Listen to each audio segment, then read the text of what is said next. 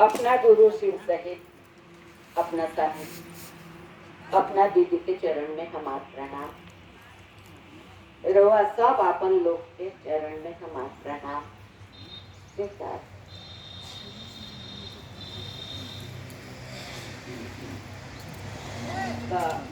हम लोग जो यहाँ आए, मालूम है सब लोगों को काहे लिए आए?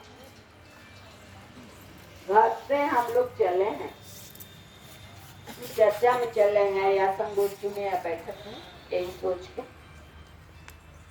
अभी मैं सुन रही थी, बहुत सारे भाई बहनों ने कहा कि ये हम लोगों का जिला स्तरीय संगोष्ठी का डेट है।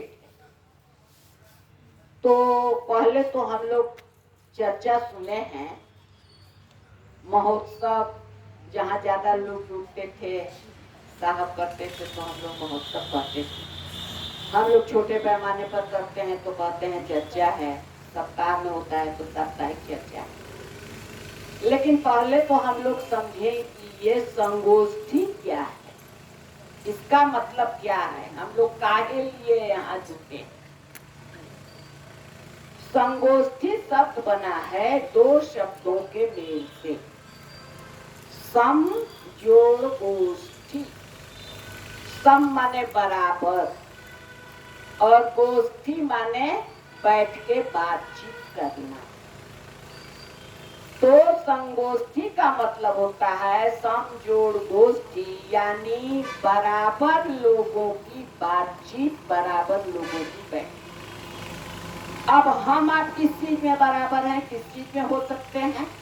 हम आप न सूरत शकल में बराबर हैं, न पारिवारिक स्थिति में कोई साम्यता है, बराबर है।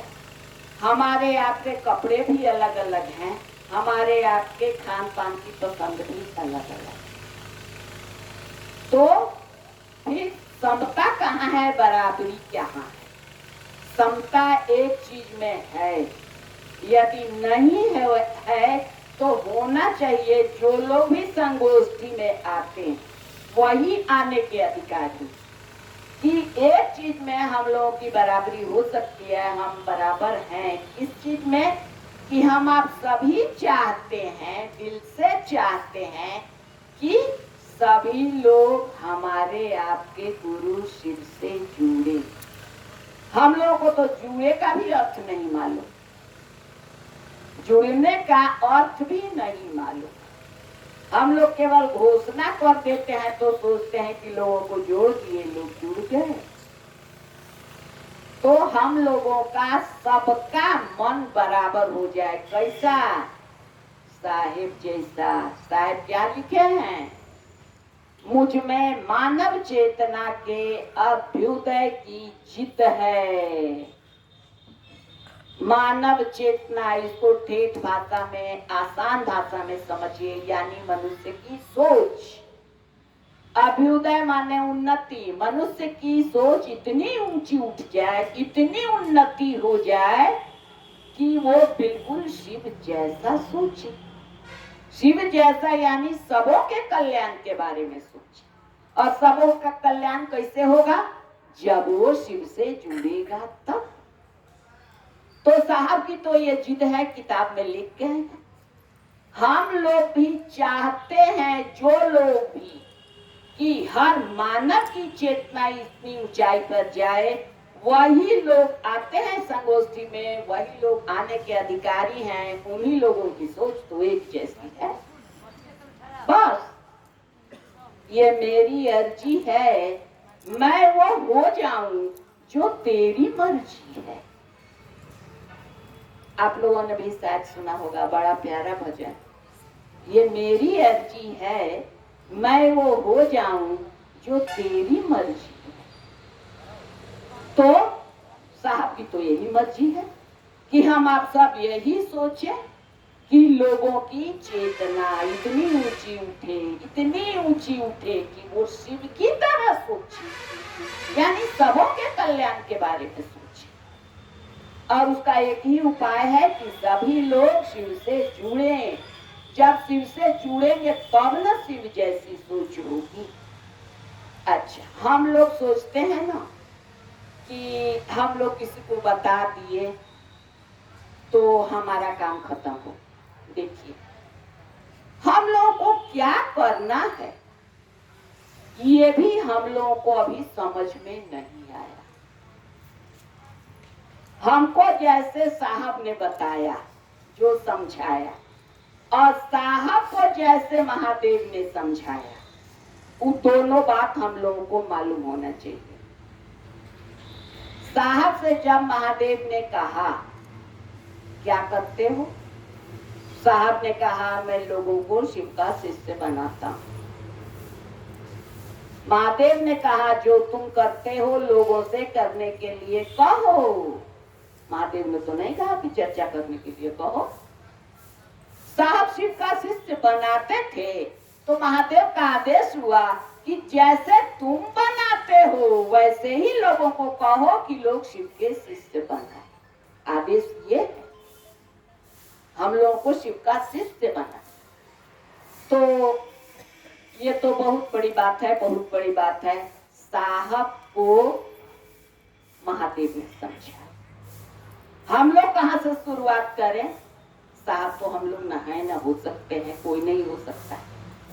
तो हमको जो साहब ने समझाया, जैसे कि चर्चा क्या है, इसमें हम लोग को क्या करना है, ये बात हम लोग जो भी संगोष्ठी में आते हैं उन लोगों को जानना चाहिए, समझना चाहिए। मैं अपनी बात बताती, हर आदमी अपनी अनुभूति बता। मुझको जैसे साहब ने समझा, मैं जब साहब के यहाँ गई, वो छोड़िए लंबी कहानी है। मैंने जब शिव को गुरु माना तो हर आदमी कुछ न कुछ हैरानी परेशानी, कुछ मांग या कुछ लोभ या डर, कुछ न कुछ उलझन से मांगता। मेरी उलझन सबसे बड़ी थी, जो कहने लायक भी नहीं है, बस इतना ही समझिए कि सबसे बड़ी उलझन थी। मैं इस हालत में, उस हालत में मैंने शिव को गुरु माना। मुझे शिव से कुछ नहीं मांगना था, यही समझिए। मांगने के लिए भी भीख का कटोरा चाहिए ना, मेरे पास भीख का कटोरा भी नहीं था। बिना कटोरा के कोई क्या मांगेगा? यानी आप किसी का कल्याण, किसी की शुभेच्छा या धन दौलत, पति है पुत्र है तभी ना मांगेंगी। तो मेरे पास तो कटोरा भी नहीं था। मैंने क्या मांगा अपने गुरु से? मैंने जिस दिन शिव को गुरु माना, मैंने यही कहा, शायद अहंकार बस कहा या जो भी, जो समझिए। अब लगता है कि मेरा अहंकार। मैं शिव को गुरु मानने से पहले 13 साल क्रिया योग की कठिन साधना से गुजर चुकी थी, और माँ बाप के दिए हुए संस्कार या पढ़ी हुई पुस्तकें, इतना समझ में आ गया था कि गुरु का एक ही काम होता है, सबसे मुख्य काम, की ईश्वर से रिश्ता बनाते हैं। ये मैं जानती थी, और ये भी मैंने पढ़ा था पुस्तकों में कि जब ईश्वर से रिश्ता बनता है ना, तो कोई शोक आदमी पर असर नहीं डालता है। जैसे मान लीजिए गीली मिट्टी है, गीली मिट्टी है, आप यदि उसमें शीशे या पत्थर की गोली फेंकते हैं तो उसमें धंस जाती है गोली, और पत्थर या चिकने प्लास्टर पर फेंकते हैं तो क्या होता है? चोट तो करती है लेकिन उछल जाती है, धंसती नहीं। तो जो लोग भी ईश्वर का सामिप्य लाभ करते हैं, जिनको भी ईश्वर से संगति हो जाती है, रिश्ता बन जाता है, या ईश्वर प्यारे लगते हैं, उनकी चित्त भूमि कहिए, उनका मन कहिए, उनका हृदय पटल कहिए, इतना सख्त और चिकना हो जाता है कि बड़ा से बड़ा शोक आता है। चोट तो करता है लेकिन उछल जाता है, धंसता नहीं। मुझ में धंस गया था, तो मुझ में धंस गया था तो मुझे लग रहा था कि अरे इसका मतलब न खुदा ही मिला, न विशाले सनम, न मेरा घर परिवार ही बचा, जगत का सुख भी नहीं मिला और ईश्वर भी नहीं मिला। यदि हमको मिले रहते तो मेरे कलेजे में तो धंसता नहीं। इसका मतलब कि धंस गया, इसका मतलब ईश्वर से प्रेम नहीं हुआ, ईश्वर से संगति नहीं हुई, ईश्वर लाभ नहीं हुआ या भक्ति नहीं। भक्ति की अलग व्याख्या है, वो अलग बात है। हम आप जो भी करते हैं, ओम विश्रोम जल चढ़ाते हैं, उसको भक्ति समझते हैं। तो भक्ति का मतलब शॉर्ट में समझिए, भक्ति की नहीं जाती है, भक्ति मिल जाती है। भक्ति का मतलब इतना इतना प्यार हो जाता है ईश्वर से कि अपना कोई भी दुख याद नहीं रहता है, कोई मांग नहीं रहता। तो मेरे मन में यही आया कि इतने दिनों की साधना की बदौलत भी मुझे ईश्वर का साथ नहीं मिला, ईश्वर से प्यार नहीं हुआ। अब सोचिए कि इतने दिन कठिन साधना करने पर भी ईश्वर का प्यार नहीं मिला, न जगत मिला, तो आदमी का दिमाग कैसा होगा, क्या सोचेगा कि अरे कुछ नहीं मिला। तो मैंने जब शिव को गुरु माना तो मैंने अपने गुरु से कहा कि देखिए सूत्रकार में भोजपुरी में देखो तहरो लगे कुछ ऐसा नहीं खे जे दे के हमरा के खुश कर। मैंने अपने गुरु से कहा ठीक बात, तुम सबसे बड़का दाता बाड़ो, सबसे बड़का भंडारी बाड़ो, कुछ ऐसा नहीं खे जे तहरा लगे नहीं खे, लेकिन तहरो लगे भी ऐसा कुछ नहीं खे जे दे के हमरा के खुश कर। हम तहरा के यही खातिर गुरु मननी है जे एको क्षण हमरा के छोड़ी हो। बस इतना ही मैंने अपने गुरु से कहा। और उसके बाद लोग कहते हैं ना 3 सूत्र, हम तो एको सूत्र नहीं करते थे, आधा सूत्र करते थे, आधा। अब इसका ये मतलब नहीं कि आप लोग अच्छे करने लगिएगा, गुरु मत करे।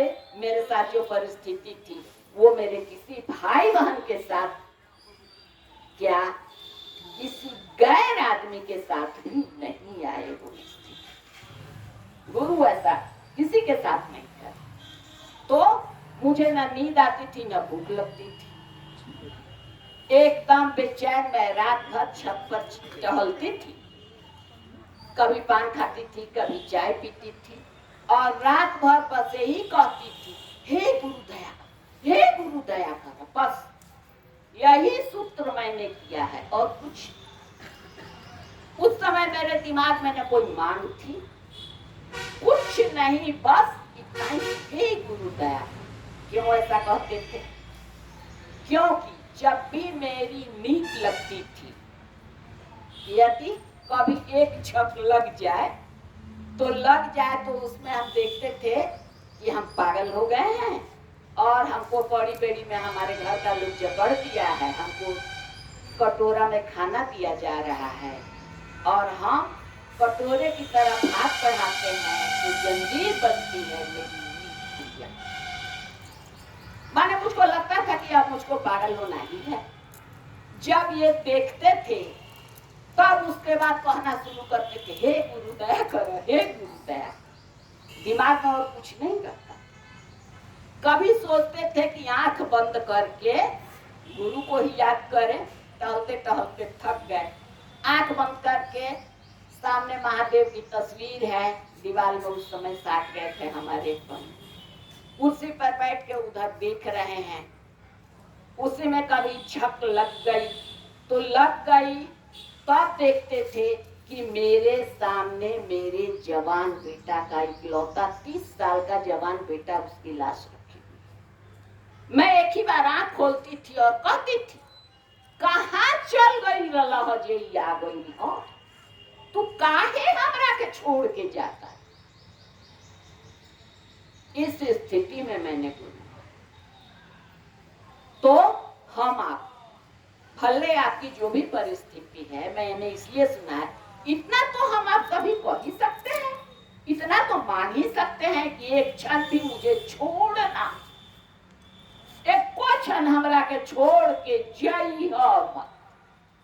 अच्छा, तो उस समय न चर्चा मैंने सुना था, न चर्चा करने आता था, न कोई आसपास जहां मैं हूं वहां सिंगल पर्सन कोई भी नहीं जानता था शिव गुरु। मैं साहब के पास गई, साहब तो अंतर्यामी सब समझ रहे हैं। तो साहब के पास मैंने पहले फोन किया कि मैं आना चाहती हूँ। मैंने उनको बताया कि मैं आपके ग्रामीण हूँ।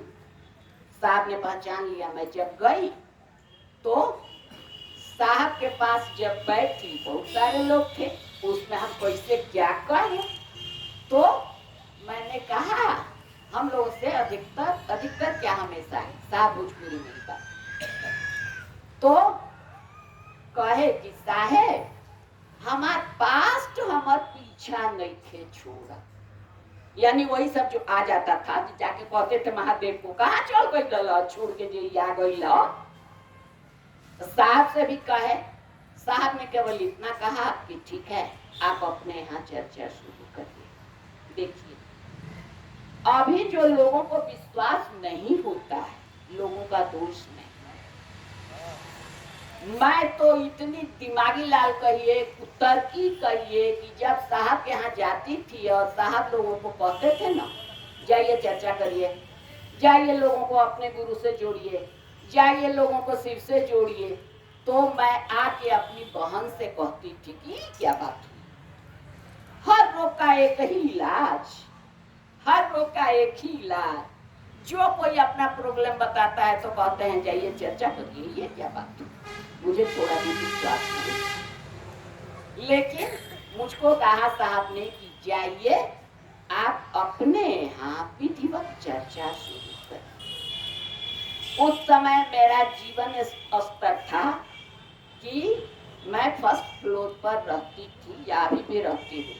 नीचे उतरे हुए मुझे हो जाते थे 6-6 महीना। बस ऊपरे हर कुछ साधन है, नौकर चाकर है, कोई जरूरत नहीं। साहब ने कहा कि जाइए आप अपने यहाँ चर्चा शुरू करिए। मैंने चर्चा शुरू, बस हम लोग आए, साहब की बात सुन के मैं अपनी बहन के यहाँ मुजफ्फरपुर आई। रात भर नींद नहीं लगी, वो अलग कहानी है। सुबह मैंने कहा अपनी बहन से कि साहब ने कहा है चर्चा करने के लिए मैं अपने घर जाऊँ। मैं जहाँ रहती हूँ वहाँ आ गई। वहाँ आकर मेरे घर की चाबी एक दवा के दुकान पर रखती थी।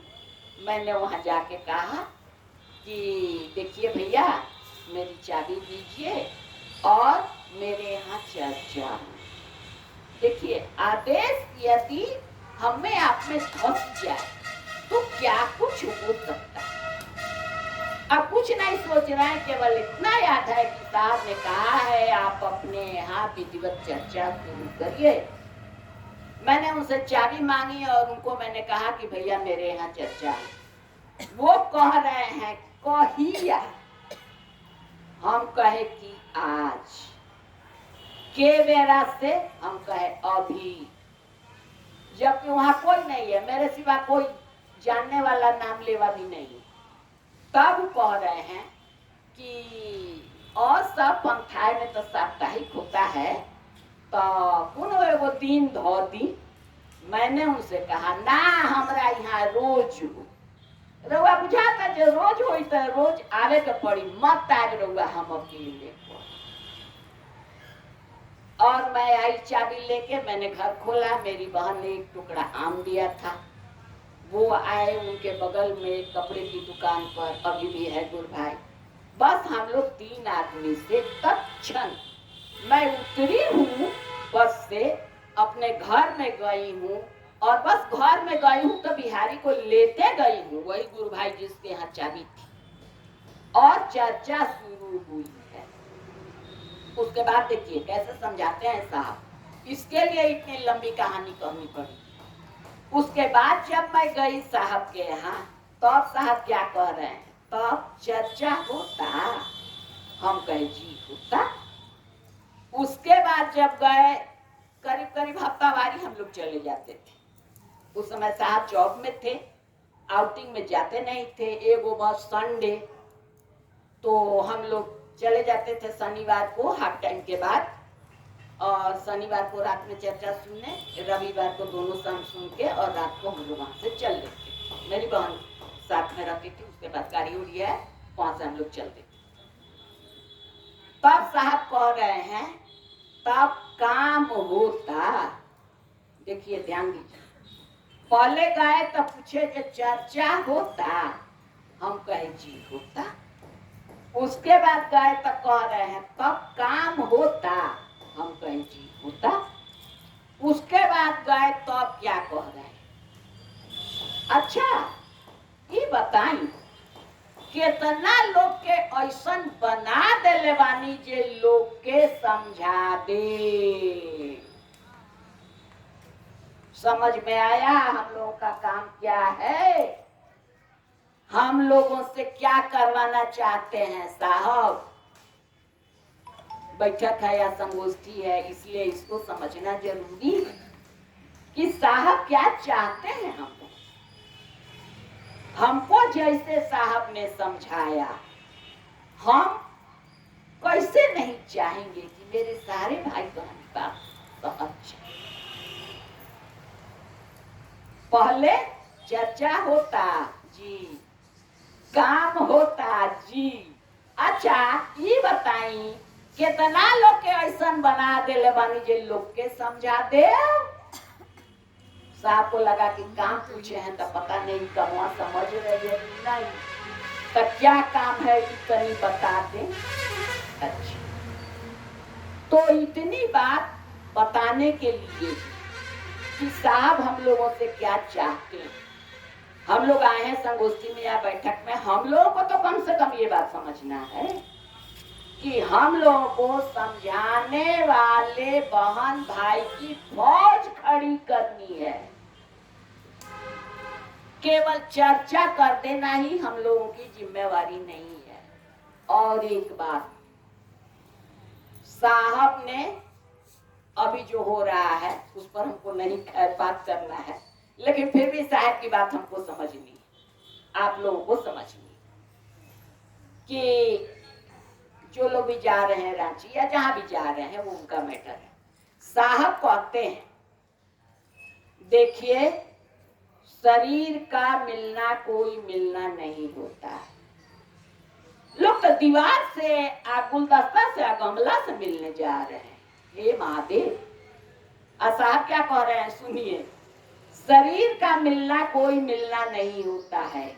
अभी तो मैं हूँ शरीर में, तो चले आते हैं रांची, नहीं रहूंगा तो पूरा दिखा के कहते हैं तो उसके बाद क्या कहते हैं, देखिए मुझसे मिलिए या न मिलिए, मेरी बातों पर तो भरोसा करना, नहीं तो शिव का पता गुम हो जाएगा।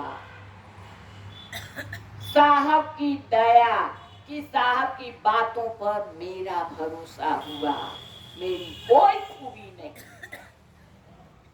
और सारी कोशिश तन मन धन जो भी अक्ल बुद्धि है बस इसी कोशिश में लगे हैं कि लोग ये बात समझ जाएं कि साहब की बातों पर भरोसा नहीं होगा तो शिव का पता गुम हो ही जाएगा, क्योंकि जिन्होंने उतारा शिव को उन्होंने ये बात कही।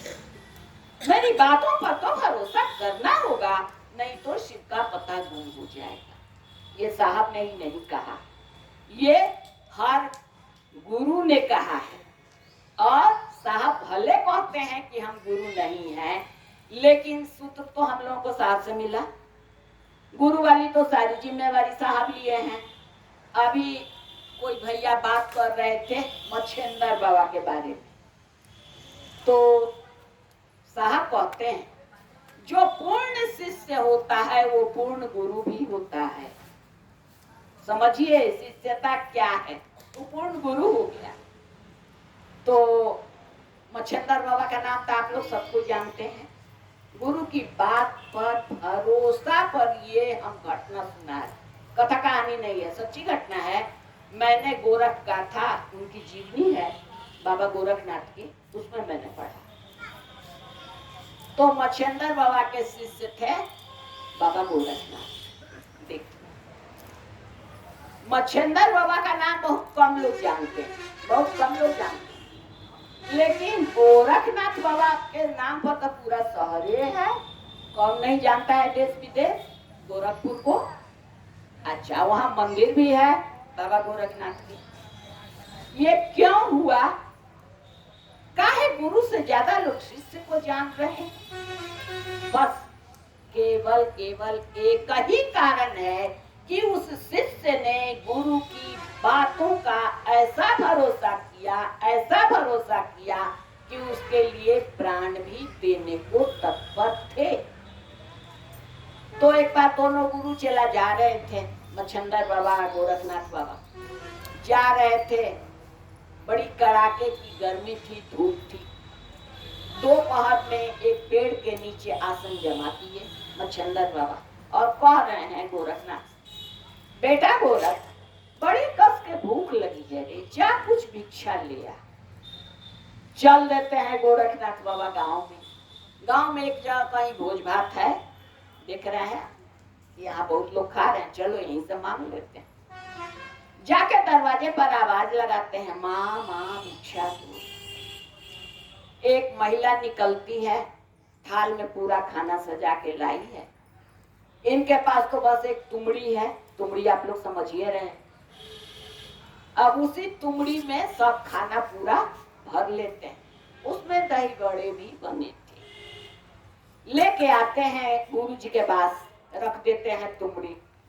गुरु जी चाट पूछ के खा जाते हैं। ये भी नहीं पूछते हैं कि बाबू तू तो जवान है, तुझको तो हमसे ज्यादा भूख लगती होगी, नहीं पूछो नहीं, चाट पूछ के खाते। उसके बाद कह रहे हैं, बेटा दही बड़े तो बहुत अच्छे बने हैं रे, जा और लिया।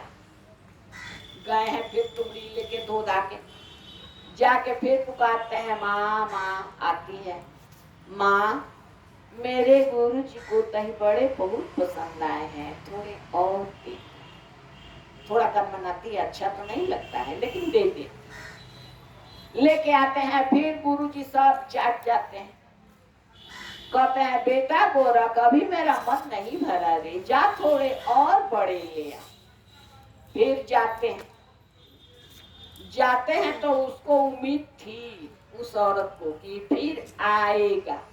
दरवाजे पर बैठी है और कह रही है कि बस बस बस फिर आ गया।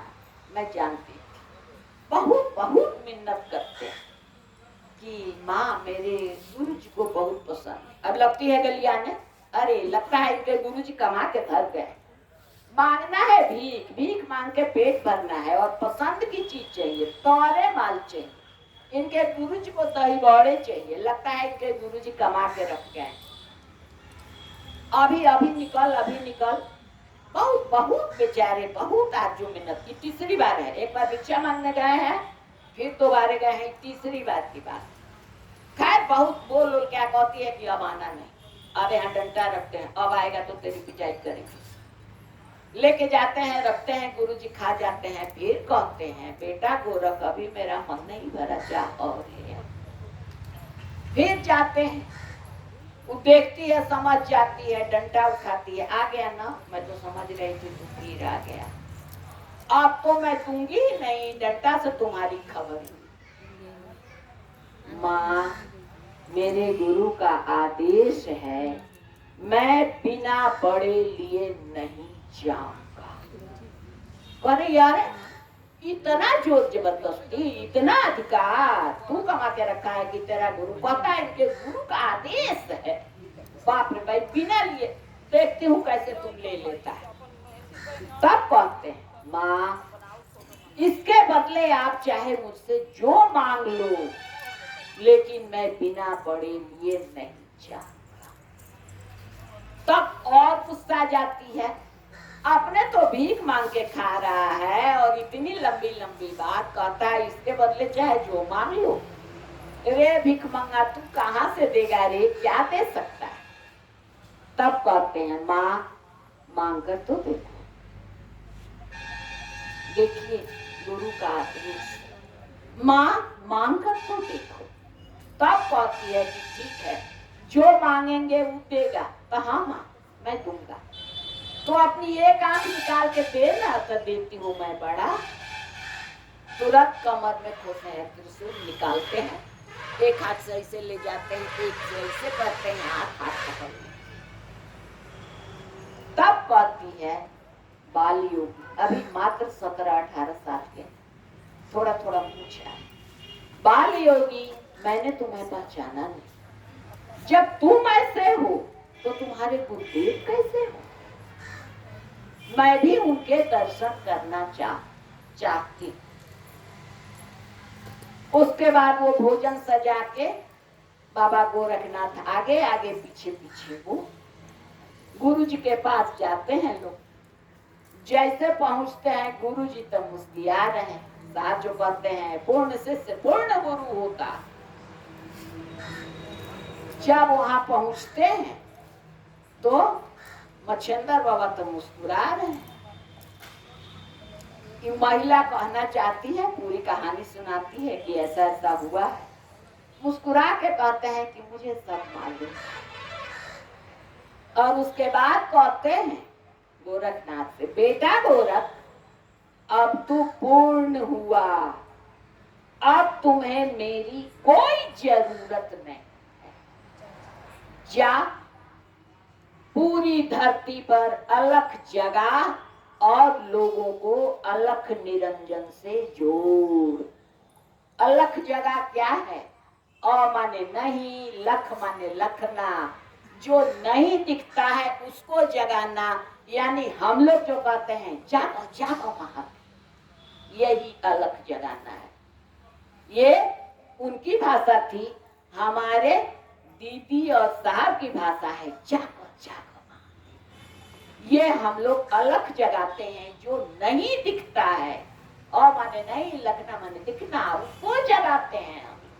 अलख निरंजन से जो अलख जो नहीं दिखता है, निरंजन जिस पर कोई रंग नहीं चढ़े, रंजन माने रंगना, यानी जिसको नहीं रंगा जा सकता है, जिस पर कोई रंग नहीं चढ़ता है, वो कौन है? वो है हमारे आद्य गुरु शिव। उन पर कोई रंग नहीं चढ़ता। हमको आपको अलख निरंजन से लोगों को जोड़ना है। इतनी बड़ी जिम्मेवारी, इतनी बड़ी परीक्षा देने के बाद दही बड़ा के बदले अपनी आंख निकाल के देने को तत्पर, तब इतनी बड़ी जिम्मेवारी मिली। और हम लोग तभी लगे हैं अपने घरेलू झगड़े में ही मस्त हैं। तब हम लोगों को इतनी बड़ी जिम्मेवारी मिली कि शिव से लोगों को जोड़े। अरे बाप, तो हम लोगों को इतना बड़ा काम, इतनी बड़ी जिम्मेवारी मिली है, बिना कोई एंट्रेंस दिए, बिना कोई परीक्षा दिए, बिना कोई जंचैया किए।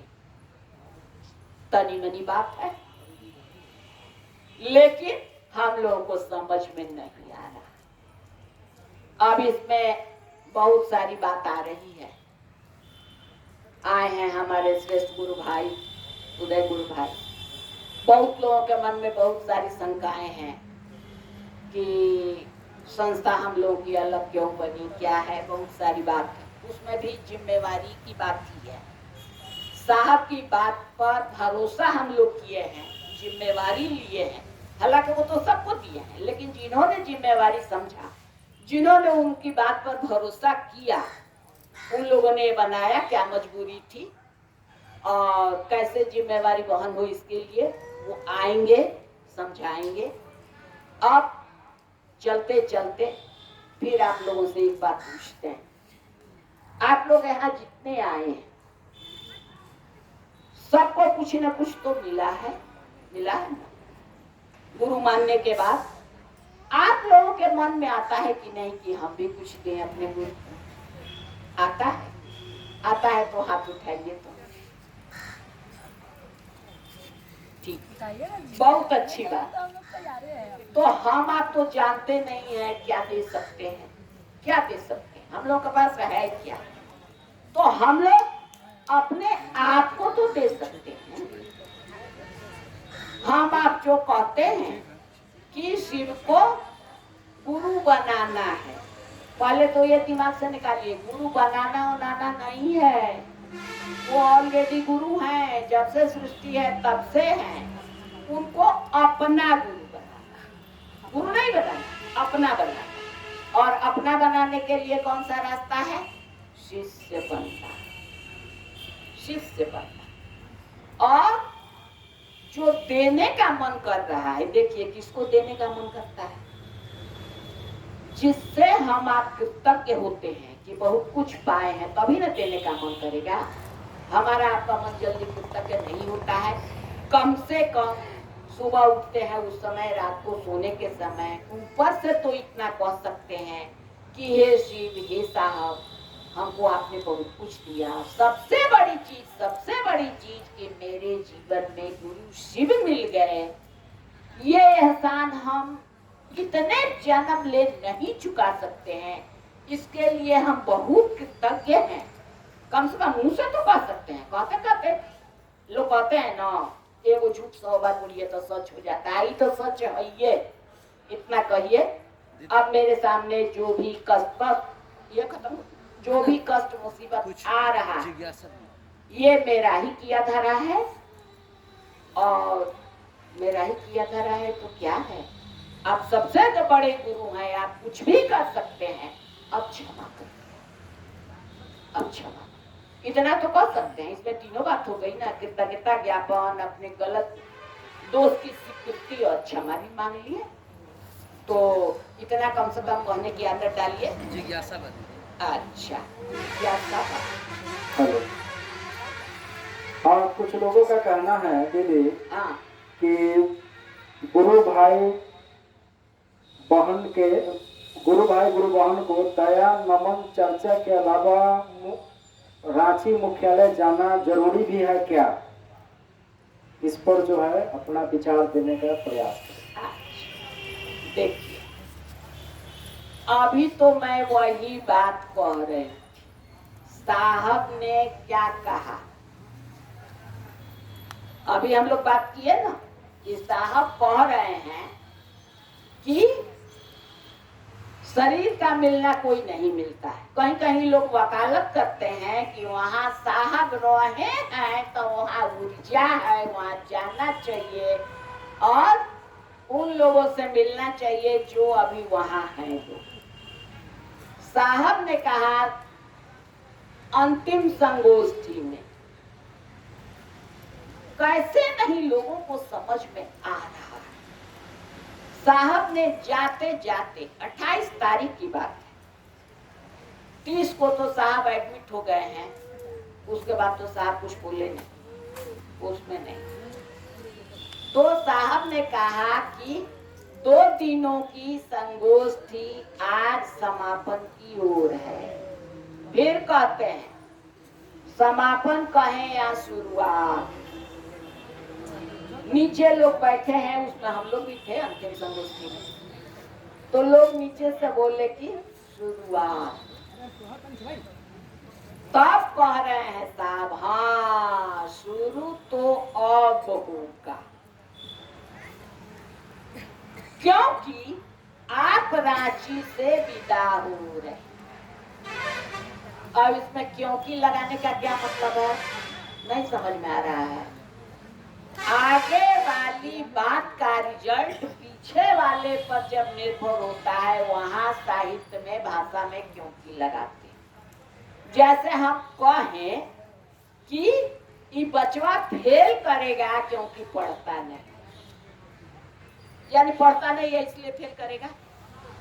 ये फर्स्ट डिवीजन से पास करेगा क्योंकि ये 12 घंटे पढ़ता है। क्योंकि तो शुरू तो अब होगा क्योंकि आप रांची से विदा, यानी रांची से जो फुल फ्लेजेड विदा हो गया वही शुरू करेगा, उसी से शुरू होगा। इस बात को समझना है। और इसके बाद क्या समझना है? इसके बाद समझना है कि मेरी बातों पर तो भरोसा करना होगा, नहीं तो सिक्का पता गुम हो जाए। तो साहब ने जो विदाई दे दी है, इस पर जो नहीं भरोसा करेगा तो सिक्का पता गुम हो जाएगा। शुरुआत भी उससे नहीं होगी और पता भी गुम हो जाएगा। ये मैं नहीं कह रही हूँ, साहब की कही हुई बात है, समझना है हमको। आप तो जब साहब कहते हैं कि शरीर का मिलना मिलना नहीं होता है, तो रांची जाके हम लोग दीवार से या गमला से मिलेंगे हैं? और कई जगह कहे हैं कि मैं धरती पर रहूं या न रहूं, शिव शिष्यता का मुख्यालय मैं हूं और मैं ही रहूंगा। कोई किसी संस्था का हेड हो सकता है, शिव शिष्यता का हेड नहीं हो सकता है, मैं ही रहूंगा। एक और बात, साधु कभी मरते नहीं हैं। आप चल के तो देखिए महादेव की राह में, मैं और आपकी दीदी नीलम, मैं आपके साथ हूँ, मैं आपके पीछे हूँ। इसमें भी रहस्य है। कौन है मैं आपके पीछे हूँ? पीछे कौन रहता है? अरे वो तो सारे देवी देवता से आगे हैं, लेकिन कह रहे हैं हम लोगों को कि मैं आपके पीछे हूँ। इसलिए जो पीछे है वही न देखेगा कि लड़खड़ा रहे हैं हम, कि फिसल रहे हैं, कि लुढ़क रहे हैं। आगे वाला तो नहीं देख पाएगा, बढ़ जाएगा। इसीलिए पीछे है कि जहां भी हम आप लड़खड़ाएंगे, फिसलेंगे, लुढ़केंगे, वो थाम लेंगे। लेकिन कब? उसके साथ शर्त है, याद रहेगा तब न जो हमारे पीछे है। याद रहेगा कब? जब उनकी बातों पर भरोसा करेंगे तब ना। तो अब अपने अपने मन में सोच लेना है, जाना चाहिए या नहीं जाना चाहिए। जी जी। समझ में आया है? अब फिर से जोर से बोलो ना। पुण्य तिथि पर भी बताते। अच्छा देखिए, कल हम कहे थे वो भैया को बड़ा खराब लगा। हम अब चर्चाओं में कहते हैं कि साहब मरे नहीं, साहब अपने मुंह से कहे हैं साधु कभी मरते नहीं। अच्छा, दीदी का जब शरीर छूटा, तो दीदी का शरीर छूटा है 5 में, 6-7 तक दीदी का कोई पुण्यतिथि नहीं मना है, नहीं मनाए हैं साहब। जब इन लोगों की मिल्कियत हुई, जो लोग हैं अभी रांची में, तो इन लोगों ने पुण्यतिथि मनाना शुरू किया। क्योंकि पुण्यतिथि में लोग आते थे, रुपया पैसा कपड़ा लत्ता चढ़ाते थे, बहुत सारा पैसा अनाज हर जगह से आता था। तो इसलिए ये लोग शुरू किया। अब इन लोगों को चस्का पड़ गया कि इसमें तो बड़ी आमदनी है, अभी आज तक मना रहे हैं लोग। हम लोग साहब की पुण्यतिथि नहीं मनाते हैं। बहुत लोग तर्क देते हैं कि तब दीदी का काहे साहब मनाए, दीदी का साहब कभी नहीं मनाए, उनके घर के लोग मनाए। जब तक साहब मालिक थे दीदी का पुण्यतिथि साहब नहीं मनाए।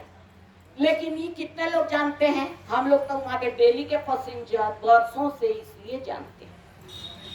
तो साहब के पुण्यतिथि के बारे में जो ये सत्ता दीदी पूछी है, बहुत अच्छी बात पूछी है। देखिए, हम लोग हर घर में राम और कृष्ण की तस्वीर है ना?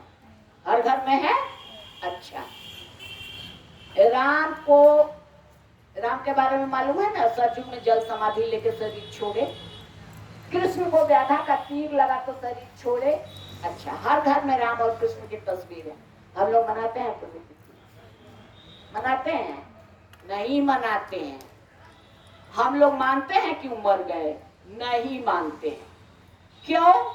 क्योंकि उन्होंने संसार का बहुत बड़ा उपकार किया। वो लोग आए थे संतों की रक्षा के लिए और दुष्टों का दलन करने के लिए, इसलिए आज पूजनीय है, इसलिए घर घर में पूजा होती है। हमारे आपके साहब और दीदी राम और कृष्ण से बड़ा काम किए हैं, बेझिझक मैं कह सकती हूँ। मुझे किसी देवी देवता का ये कहने में कोई संकोच नहीं। किसी देवी देवता, राम कृष्ण सबसे बड़ा काम किए हैं हमारे साहब और दीदी। क्या? उन लोगों ने संतों की रक्षा की, दुष्टों का दलन किया, संहार किया। और हमारे साहब और दीदी दुष्टों को शिव बनाने की कोशिश कर रहे हैं। सोचिए, इतना बड़ा काम कि दुष्ट लोग भी शिव बन जाए, शिव के जैसा बन जाए। अब बताइए, वैसे आदमी की पुण्यतिथि हम लोग मनाए हैं? राम और कृष्ण से भी जो बड़ा है। भले और लोगों को समझ में नहीं आ रहा है, जिनको भी समझ में आ रहा है उनको तो सोचना चाहिए कि हमारे साथ दीदी तो राम और कृष्ण से भी बड़े हैं। जब उन लोगों की पुण्यतिथि नहीं तो इन लोगों की पुण्यतिथि हरगिज नहीं। ये मेरा अपना मत है, ऐसे आप लोगों का मत जो हो। और कुछ और क्या है? एक और है जिज्ञासा, शिव सिस्टम में साहेब के रहते हुए जो रसीद कटता था, हाँ। क्या आज भी कटाना जरूरी है? देखिए, बहुत लोगों मैंने कुछ सीनियर गुरु भाई लोगों का, जैसे जिले में कुछ सीनियर गुरु भाई लोगों का ये कहना है कि रसीद कटाइएगा तभी जाकर के आप शिवशिष्य बनिएगा। एक वो बात जान लीजिए, रसीद लोग कटाते हैं ये रजिस्ट्रेशन वाला ना, साल भर का जो रजिस्ट्रेशन होता था, पहली बार 700 और उसके बाद 600। अच्छा, तो इसमें क्या है कि साहब खुद भी किसी संस्था से रजिस्टर्ड नहीं थे, साहब भी किसी संस्था के मेंबर नहीं, और साहब खोल के कहे भी कि शिव शिष्यता से रजिस्ट्रेशन का कोई मतलब नहीं। अब रजिस्ट्रेशन का क्या मतलब है हम लोग शॉर्ट में समझ, हालांकि उन लोग का कमाने के लिए करते, लेकिन संस्था जब कोई कार्यक्रम करती है, कोई प्रोग्राम होता है, तो उसमें सरकार पूछ सकती है कि ये किस चीज की भीड़ है, आपने क्यों इतनी भीड़ जुटाई? तो हम आप दिखाएंगे ना कागज कि हाँ मेरी संस्था रजिस्टर्ड है, भारत सरकार से मान्य है, इसलिए भी ठीक है, भारत सरकार से मान्य है, तो आपकी संस्था के सदस्य कितने हैं ये भी दिखाना होगा ना। कोई आ रहा है नॉर्थ ईस्ट से, कोई आ रहा है मेघालय से, कोई आ रहा है मिजोरम से, तो दिखाना पड़ेगा ना कि हमारी संस्था पूरे नेशनल लेवल पर, राष्ट्रीय स्तर पर भारत सरकार से रजिस्टर्ड है और हर जगह के लोग मेंबर हैं, इसलिए ये लोग आते हैं। तो इसका काम तो है इतना ही, तो ये तो 200-300 में भी हो सकता है, लेकिन उन लोग रखे थे चूंकि उन लोगों का इरादा था इससे कमाई करना। कोई जरूरी नहीं है, अपनी मर्जी पर है, बल्कि हम तो कहेंगे जब अब साहब नहीं है तो नहीं ही कराना चाहिए, नहीं रसीद कटाना चाहिए। हम लोग बहुत करीब से देखे हैं, वहाँ जो पैसे जाते हैं उसका क्या होता है कहना ठीक नहीं है। फिर से आप सभी के चरणों में मेरा प्रणाम। चलिए हम लोग आग्रह करते हैं